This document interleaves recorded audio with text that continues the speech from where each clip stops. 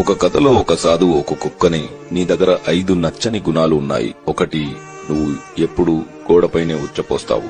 2, భిక్షగాళ్లను చూసి అరుస్తావు. 3, వెళ్తున్న వాహనాల వెంట పరిగెడతావు. 4, రాత్రుళ్ళు నిద్రపోకుండా అరుస్తావు. 5, ఎవడు భోజనం పెట్టినా అది దొంగ వెధవైనా తోక ఊపుతావు. ఎందుకలాగా అని అడుగుతాడు.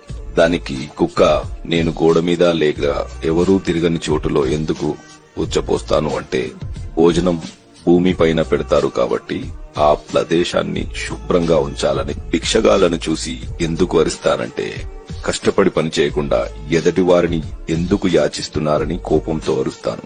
వెళ్తున్న వాహనాల వెనకాల ఎందుకు పరిగెడతానంటే, అతి వేగంగా వెళ్లడం వల్ల ప్రమాదమే కాని ఎలాంటి ఉపయోగం ఉండదని చెప్పడానికి.